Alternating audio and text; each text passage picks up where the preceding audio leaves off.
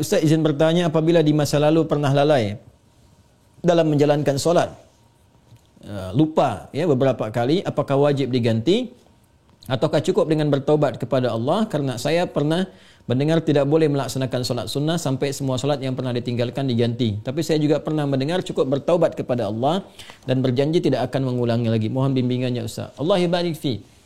Baik.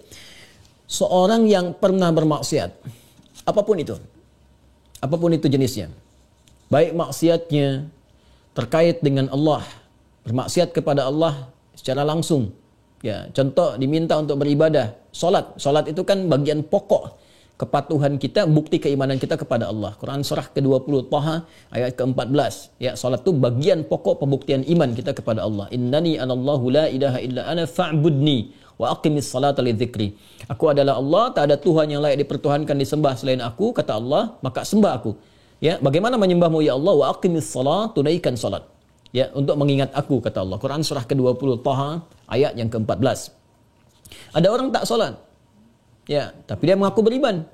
Atau dia menunda-nunda solat. Ya, atau solat semahunya. Ada orang puasa Daud, dia solat Daud. Puasa Daud tu dia puasa Senin, Selasa dia rehat. Ya, Rabu dia puasa, Kamis dia rehat. Tu puasa Daud. Ada ni orang solat Daud. Ya, subuh dia solat, zuhur tak. Asar dia solat, maghrib tak. Itu solat Daud. Itu tidak ada. Ya, dia melakukan itu, dia maksiat pada Allah. Maksiat dalam hal ibadah. Ada maksiat hakun adami, ya, maksiat yang terjadi dari anggota-anggota tubuh pada soalan-soalan yang memang dilarang oleh Allah. Ya, lisan cakap yang baik, dia bercakap tak baik, dia mencela orang lain. Padahal Allah mengatakan, ya ayyuhalladzina amanu la yaskhar qaumin qaum. Hai orang-orang beriman, jangan saling mencela. Quran surah 49 ayat 11, ya. Dia mencela, dia bermaksiat. Semua jenis maksiat ni, baik terkait hubungan dengan Allah ibadah atau terkait dengan interaksi sosial dalam kemanusiaan, muamalah, itu cara mengobatinya untuk kembali pada jalur yang benar. Cara pertama adalah dengan bertobat. Quran surah keempat An-Nisa ayat 17. Quran surah keempat An-Nisa ayat 17. Innamat taubatu 'ala Allahi lilladzina ya'maluna as-su'a bijahalatin thumma yatubuna min qarib. Sungguh taubat yang diterima oleh Allah itu subhanahu wa ta'ala, taubat yang diterima oleh Allah itu subhanahu wa ta'ala adalah taubat dari perbuatan buruk, su. Ya, perbuatan buruk, su itu perbuatan yang menyalahi ketentuan Allah. Ya, diminta memandang yang baik, dia pandang yang tak baik. Diminta solat, dia tak solat. Itu perbuatan buruk. Dan sumbernya dari nafsu yang digoda oleh setan. Jadi perbuatan su itu sumbernya dari nafsu yang diprovokasi oleh setan, digoda oleh setan, dikuasai oleh setan. Itu ada di Quran surah ke-12 Yusuf ayat 53. Wa ma ubarri'un nafsi innan nafsa la'ammaratun bis-su illa ma rahima rabbi. Kita tak mampu menganggap diri kita suci karena ada nafsu yang masih diprovokasi, digoda oleh setan. Orang yang mengikuti godaan-godaan setan itu, was-was setan itu, maka nanti jiwanya akan mengikuti perintah setan, mengajak pada keburukan. Itu yang disebut dengan ammarah bisu namanya. Ya, mata melihat yang buruk, su. Lisan cakap yang buruk, su. Telinga dengar yang buruk, su. Jamak dari su, sayyiat namanya. Bila banyak dikerjakan sayyiat. Allah itu punya sifat Rahman, punya sifat Rahim, yang tidak menginginkan hambanya pulang membawa maksiat. Kamu ini lahir bersih, bersih keadaannya, tampilannya bersih, tak ada dosa, tak ada keburukan, tak ada kotoran. Kenapa pulang kepada Allah jadi kotor? Kerana itu Allah tak berkehendak. Allah tidak berkehendak bila ada hamba satu pun pulang kepada Allah dalam keadaan maksiat, dalam keadaan kotor. Maka sepanjang dia hidup diberikan kesempatan untuk taubat. Taubat ini nanti yang berpeluang membersihkan kembali kotoran-kotoran dosa dan menyucikan jiwa-jiwa yang penuh dengan dosa-dosa. Ini taubat namanya. Nah, taubat itu nanti ada 3 turunan hukumnya. Ada 3. 1, mengakui kesalahan. Salah ini. Jadi kalau kita sadar, ya pernah salah, itu sudah sepertiga taubat. Dan itu mahal sekali. Hidayah Allah mahal sekali. Itu yang tak dipunyai oleh syaitan. Syaitan itu tak punya itu. Ya, karena sifat sombong, dia tahu Allah itu penerima taubat, tapi tak mahu taubat.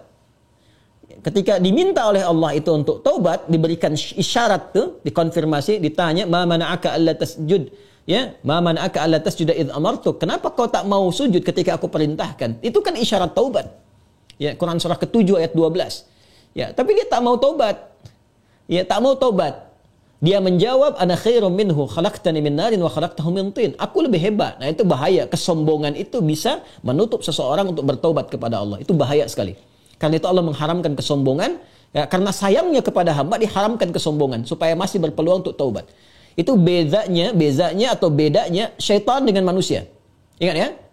Manusia salah karena ada nafsu, tapi manusia taubat. Adam manusia diberi contoh oleh Allah, ya, supaya bisa diteruskan pada anak cucunya. Diberi contoh, Adam keliru, lalu kemudian diberikan jalan taubat. Al-Baqarah ayat 37. Fatalaqqa Adamu min rabbih kalimatin fataba alaihi. Adam menerima talaqi ayat-ayat taubat. Ya, dia memohon kepada Allah, Rabbana zalamna anfusana wa illam taghfir lana wa tarhamna lanakunanna minal khasirin. Taubat, dia diterima taubatnya. Syaitan salah, diberi kesempatan taubat, dia tak taubat. Ya, jadi jangan ikuti jejak syaitan. Wala tattabi'u khutuwatis syaitan. Quran surah kedua ayat 168. Jangan ikuti langkah syaitan. Kita beza dengan syaitan, kita beda dengan syaitan. Manusia salah, manusia taubat. Syaitan salah, syaitan tak kenal taubat. Jadi kalau ada manusia bersalah, pernah berbuat salah, tak mau dia taubat, itu patut diduga. Boleh jadi sedang dikuasai oleh syaitan. Nah, jadi kalau ada pertanyaan, itu pertanyaan fitrah. Ya, saya pernah salah. Itu selalu ada fitrah itu. Ya, dua anak Adam yang pernah salah satunya bermaksiat itu dan berkehendak untuk membunuh Adam, membunuh anak Adam salah satunya. Ada kisah dua anak Adam itu di surah Al-Maidah, ya, ayat 27 itu, ya, sampai dengan 30, ya.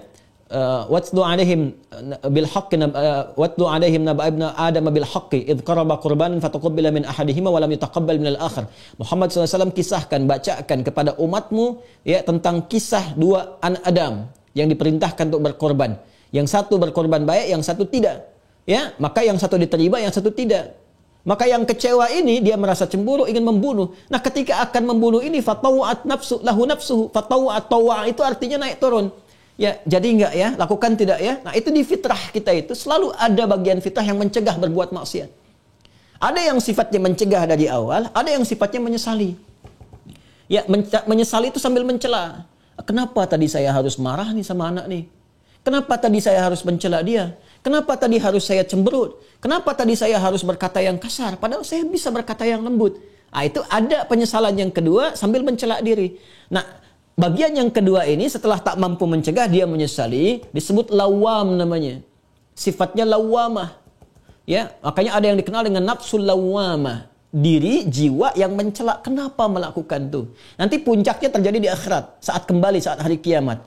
Ya, banyak orang menyesal, kenapa dulu tak begini? Kenapa dulu harus begitu? Nah, itu ada di surah Al-Qiyamah, surah ke-75, ayat yang kedua.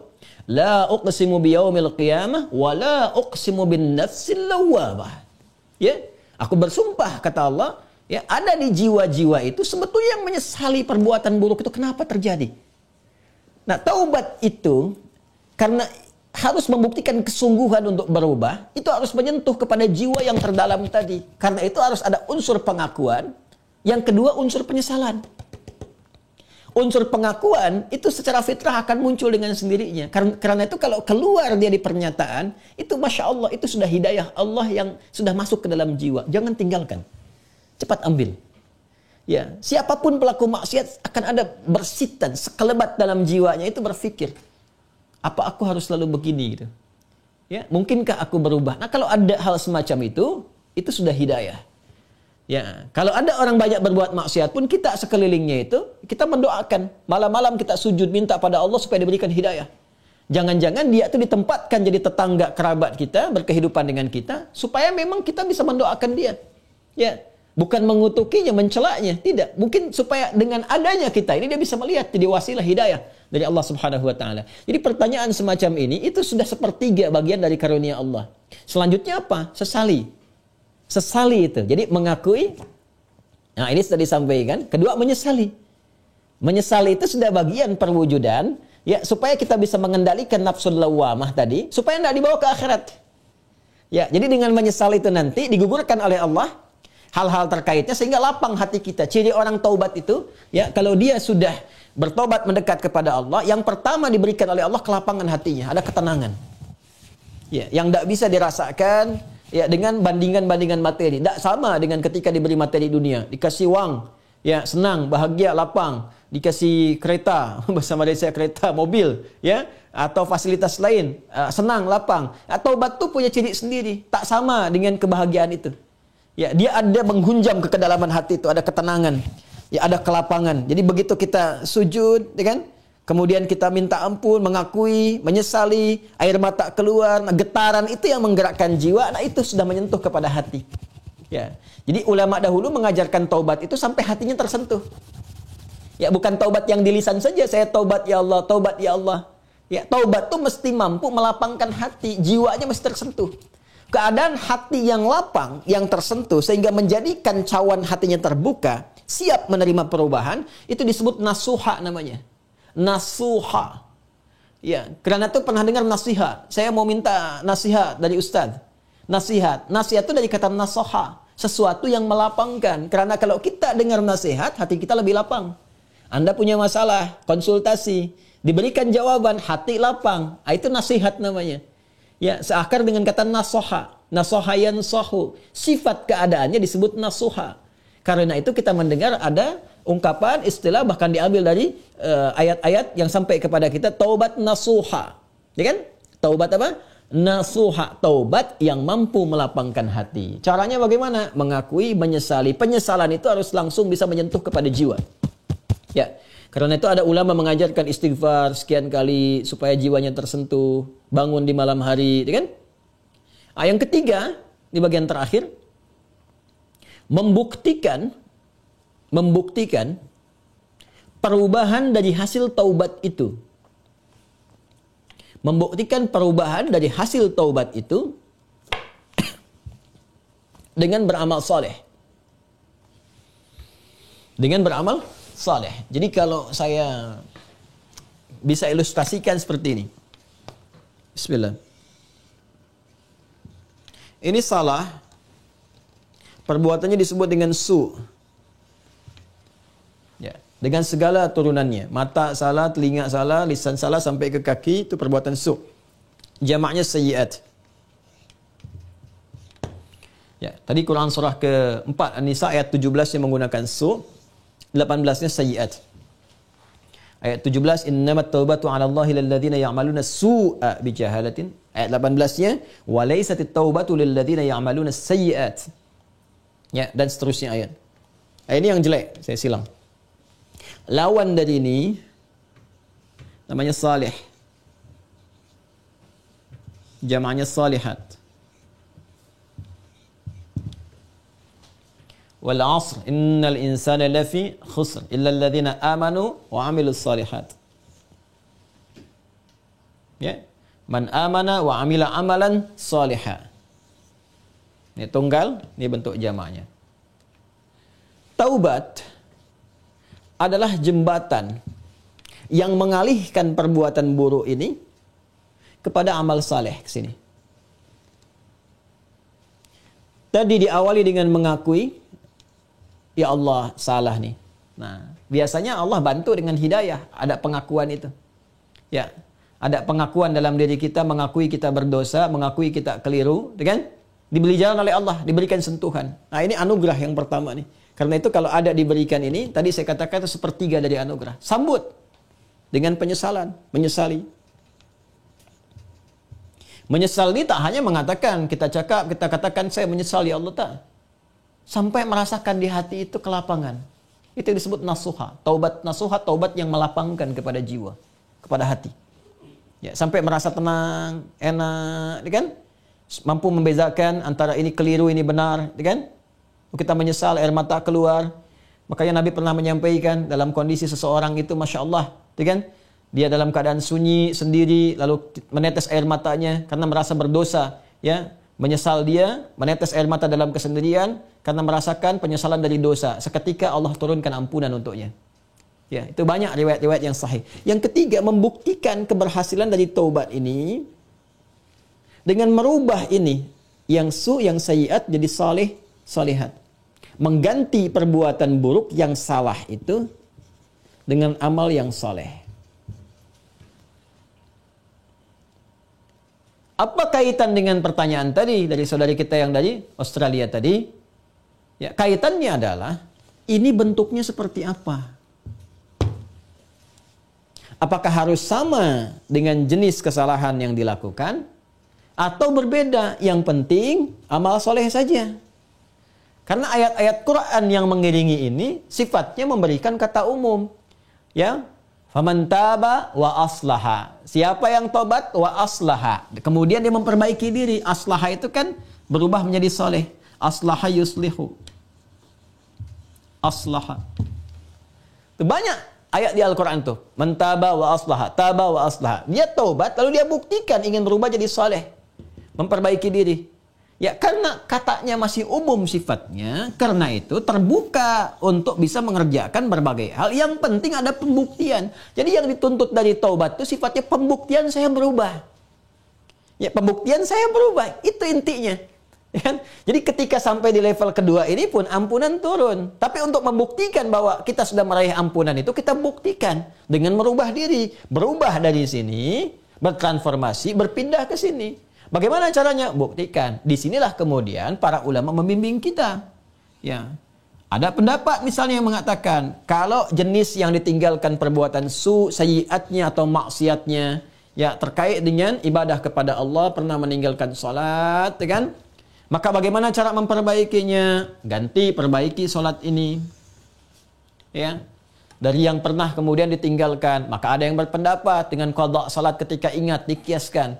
Ya, maka di waktu-waktu tertentu, ya saat yang bersamaan, misal setelah salat zuhur ditunaikan, zuhur selesai ditunaikan, ya maka yang lain ada salat sunnah, dia mencoba untuk mengganti dahulu yang terdahulu, yang pernah dia rasakan tertinggal, dia niatkan untuk mengganti. Ya, ini di mazhab Syafi'i sangat populer. Ya, maka dia salat kemudian untuk dia niatkan mengganti yang terdahulu. Begitu masuk kemudian waktu maghrib, ba'da maghrib orang sholat sunnah, dia mencoba mengganti yang terdahulu lagi. Ini satu pendapat di antara sekian ragam. Ya. Ada kedua yang berpendapat, tak dibatasi dengan sholat ini saja. Ketika dia tobat, diterima tobatnya, diampuni. Kalau sudah ampun, turun, ampunan Allah turun, diampuni, ya gugur yang kemarin itu, selesai. Tinggal dia buktikan memperbaiki. Bagaimana cara memperbaikinya? Ya, sesuai dengan keadaan dia yang baru. Kalau dia sudah kerjakan sholat zuhur, ya sudah, selesai sholatnya. Mengganti yang dulu-dulu, perbanyak amalan yang lainnya dengan sholat sunnah. Dia kejar qobliyah zuhurnya, dia kejar ba'diyah zuhurnya, untuk membuktikan kepada Allah bahwa dia telah sungguh-sungguh berubah. Ya, ini hanya ragam saja bagaimana kita kemudian bisa memilih di antara ini, dan semua punya jalurnya yang dapat dipertanggungjawabkan secara syariat. Ya, jadi dipersilahkan, Anda nyamannya mau yang mana yang dikerjakan, tapi hanya ingin menunjukkan ini ada perubahan dalam diri kita. Jadi boleh Anda perbanyak amalan-amalan sunnah, ya ada yang berpendapat, ambil karena umum sifatnya, tidak ada spesifik menekankan kepada Anda. Ya harus mengganti yang terdahulu misalnya dengan kerjakan yang fardu lagi, nggak ada yang spesifik begitu. Karena itu tafsirannya luas. Ya kaidah berkata sepanjang umum tidak ada takhsis, maka jangan ditaksis. Jangan dikhususkan pada amalan tertentu. Jadi ambil yang paling ringan. Ya kalau misalnya Anda ingin coba ganti dengan mengganti menggunakan yang sunnah, silahkan, babnya luas. Perbanyak ibadah sunnahnya, bangun malam tahajud, buktikan dalam kebaikan dan seterusnya. Dan semoga dengan itu Allah Subhanahu wa taala ya memberikan ampunan kepada kita sampai kita kembali kepada Allah dalam kebaikan. Ini babnya. Jadi prinsipnya sebetulnya bukan persoalan apakah ganti menggunakan fardunya lagi atau cukupkan dengan yang sunnah saja. Bukan itu persoalannya. Persoalannya sejatinya adalah bagaimana kita membuktikan kepada Allah kita berubah. Dan babnya luas. Ya. Jadi kalau Anda kemudian ingin memperbanyak yang sunnah, silahkan. Perbanyak sunnahnya, tunjukkan berubah. Sedangkan yang kemarin sudah kita mohonkan kepada Allah, minta diampuni, terampuni. Ya Allah berikan kepada kita diampuni dan seterusnya. Ya, jadi kalau Anda ingin pilih kemudian untuk mengulang kembali dikiaskan sholat di saat ingatnya. Ya, orang lupa saat ingatnya, pada waktu ingatnya dia itu sholat. Ya orang tertidur bangun saat bangunnya dia itu salat. Misalnya ada orang tidur dari subuh, kemudian dari sebelum subuh dia tidur, bangun-bangun dia jam 10 misalnya kan. Ya, baru ingat dia belum salat subuh. Maka saat ingatnya itu dia kemudian menunaikan salatnya. Nah, ini dikiaskan kepada keadaan seperti itu, ya, kemudian dia tunaikan.